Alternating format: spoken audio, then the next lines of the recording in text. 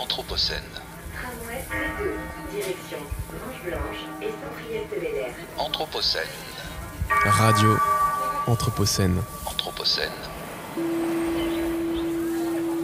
Radio Anthropocène. Informer. Agir. Et débattre sur cette époque où l'humain bouleverse irréversiblement son environnement. Radio Anthropocène avec Radio Bellevue Web. Radio Anthropocène.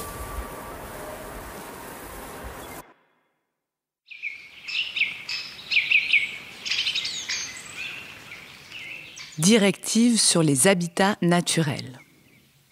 Le 21 mai 1992, l'Union européenne adopte une directive qui marque une étape majeure dans la construction d'une politique communautaire de protection de la biodiversité. C'est la directive européenne numéro 92-43-CE, dite directive Habitat. Avant elle, seuls les oiseaux bénéficiaient d'une protection particulière au niveau européen. La directive Habitat est ainsi le premier instrument de droit international dans lequel les habitats sont pris en compte de manière aussi spécifique et détaillée. Son objectif est de conserver la diversité biologique à l'échelle du continent européen. Pour ce faire, elle crée le réseau Natura 2000. Ce réseau territorial est composé de sites naturels, terrestres et marins, d'habitats et d'espèces identifiés comme d'importance communautaire et devant être protégés.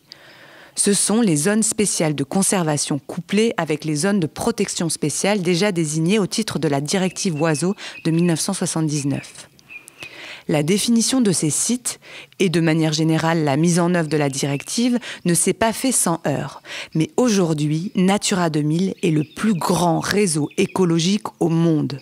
Il représente près de 18% de la surface terrestre et plus de 9% de la surface marine. En tout, c'est plus de 230 types d'habitats naturels qui sont protégés au titre de cette directive. Les dunes, les forêts, les criques et les pinèdes.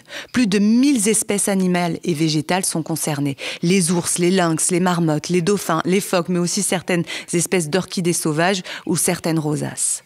Toutefois, une évaluation en date de 2020 sur l'état de conservation des habitats et des espèces protégées reste très préoccupante. Aujourd'hui encore, un saut qualitatif majeur s'impose à l'Union européenne et à ses États pour protéger ce patrimoine naturel commun.